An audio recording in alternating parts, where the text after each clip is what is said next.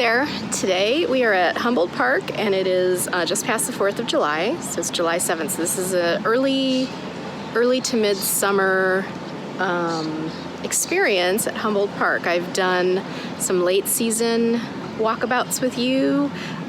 This is exciting because this is going to be an early to midsummer walkabout, so you're going to be seeing some really cool native plants at this park. This park is like a hidden gem of Chicago and I love it. I love walking it. You can get about 2.5 miles in with weights. That's a pretty nice exercise, but it's gorgeous the whole way through. So we're going to look and see. I'm hoping some buttonbush is in season, in bloom. I'm hoping milkweed is in bloom right now. So let's go check it out.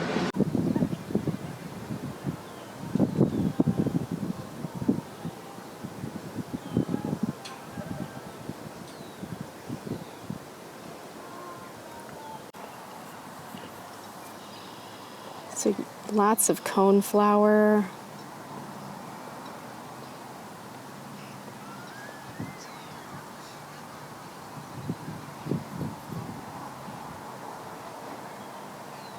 Oh, it's just gorgeous. Bee balm. The amount of bees I'm seeing here is really, really encouraging.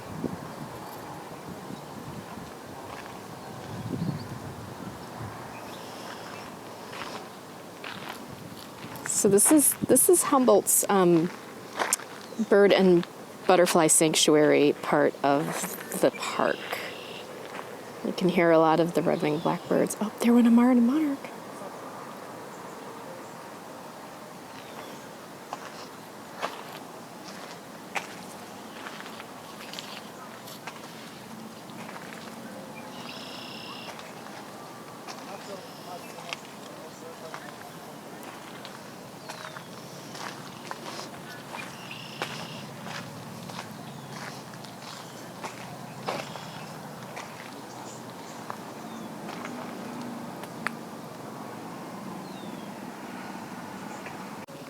On this side, I'm seeing lots of butterfly weed, and there's a monarch right over there. Oh my gosh, so many monarchs. Yay. Natives, people.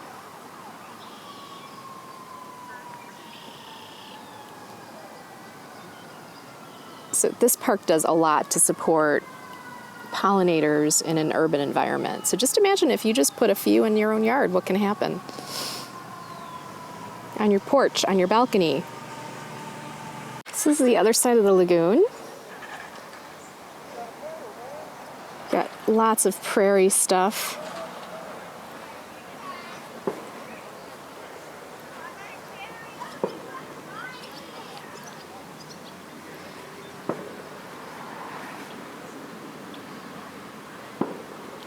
And let's not forget our water lilies that are just all in bloom.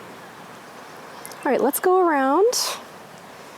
We're gonna visit the other bird and butterfly sanctuary on the other side and then head back. Oh my gosh, we have cardinal flower.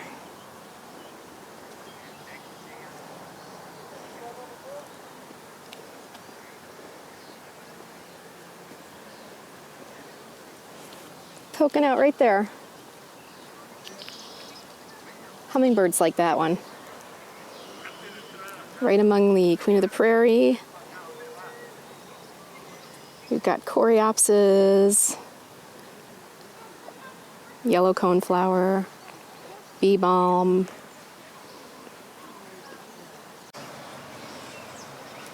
I just need to show you these gorgeous elderberry bushes, which, I mean, they're just stunning.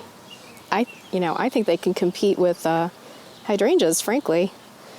And what's great is they produce berries that have a lot of health benefits. And elderflower is used to make a lot of alcohol cordials. In fact, I have one on my YouTube channel on how to make elderflower liqueur. Yeah, and there's elderflower syrups that are really, it has like a citrus floral flavor. But parts of the plant, from what I understand, can be toxic, so you have to be really careful when you harvest the flowers. But the berries are made into tinctures and sambucol syrup to help with colds in the winter. But outside of all that, look at how beautiful it is, and I'm seeing a lot of bees on it. And over here we just have more prairie stuff in bloom, and just butterflies are flitting around like crazy. It makes me so happy. Now usually, when I'm walking in here, if you look at my fall video of this, it's just covered in, it's covered in asters and goldenrod. So right now we have what's left of the milkweed.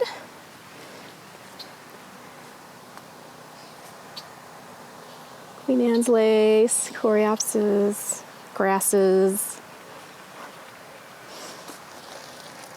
Yeah, and usually this has got water going right through it, so very, very, very, very, very dry right now. But that being said, we've still got a lot blooming, which is the benefit of natives. They don't need a lot of water, and I'm seeing a lot of activity. Butterflies and bees.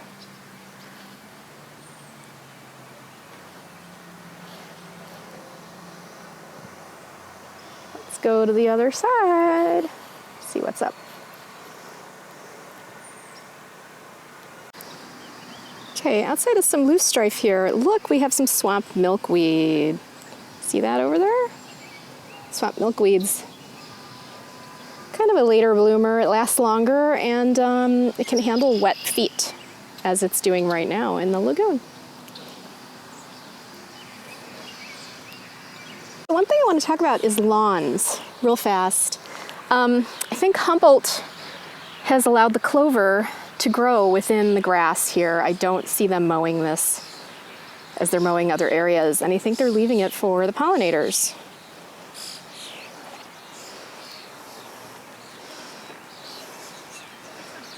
So here's the thing about grass. It's not nutritious for bees.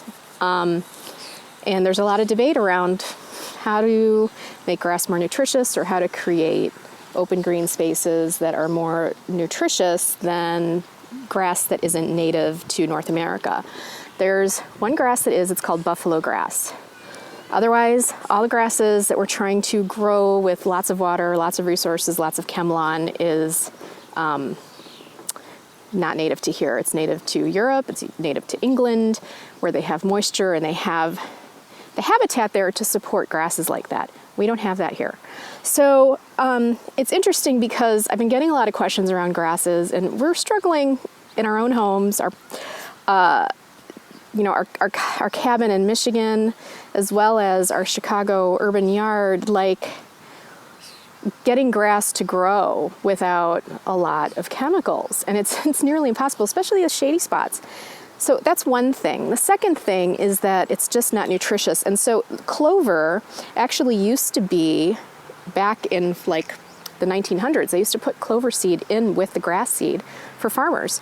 And clover was nutritious, and it also helps the soil kind of regenerate.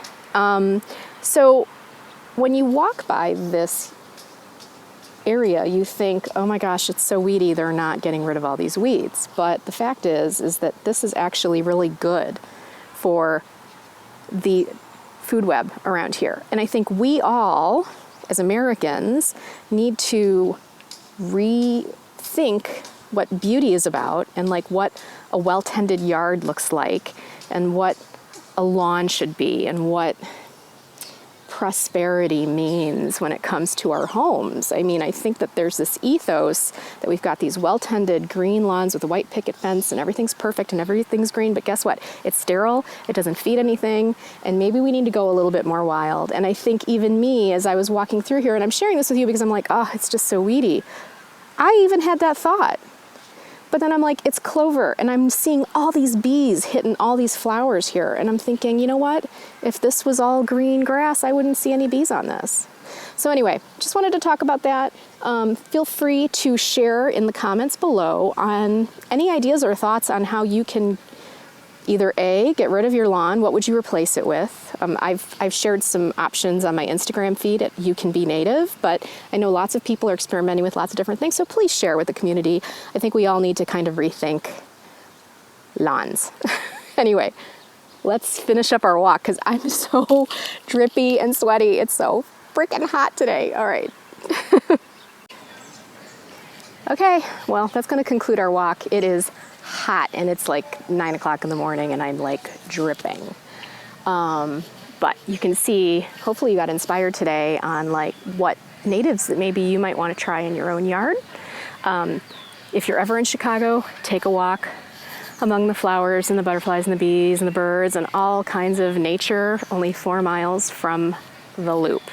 So this is an inspiration, I think, to all cities and all urban environments that you can create a natural habitat right among the cement, the glass, where nothing grows, right? And if you live in the city and you have a porch or balcony, try creating a habitat like this right on your porch. I just launched a book called Be Native, Flower Pot Power, and it's natives that I did a lot of research around to help you pick natives that work in small spots, small gardens, or established gardens that you don't want natives to kind of take over your established garden, and most importantly for urban dwellers that have balconies and porches and patios and don't think you can grow plants like this. Yes, plants here are the big prairie plants and they are rambunctious and wild and they just are amazing. Oof. The bees and the bugs are liking me among the milkweed over here. But there are species within all these families that can work in more contained spaces and are a little bit more well-behaved. And I found them and I put them together in a 300-page book you can buy on Amazon, paperback and Kindle, and they have all my illustrations and they have maps, and it's coast to coast. So it's not just the Midwest, which is where Humboldt Park is, but I tried to find natives that can work in LA, that can work in New York, that can work south, like in Charleston. You know, it's coast to coast, favorite natives that can work in small spaces. So please check it out. Please think about planting some natives in your yard. Look at what can happen. Look how you can support pollinators. Anyway, thanks for joining me on this special edition, Flora and the Bees and the butterflies and all things. Subscribe to the channel. We've got something going on all the time. And if you're interested in my books, go to Amazon, go to my author page, Flora Caputo. I've got some fun books for you, even for the kiddies. Bye. Stay safe out there. 6 feet away if you're going to take some walks, and in enclosed spaces, wear a mask. Be safe, you guys. Bye.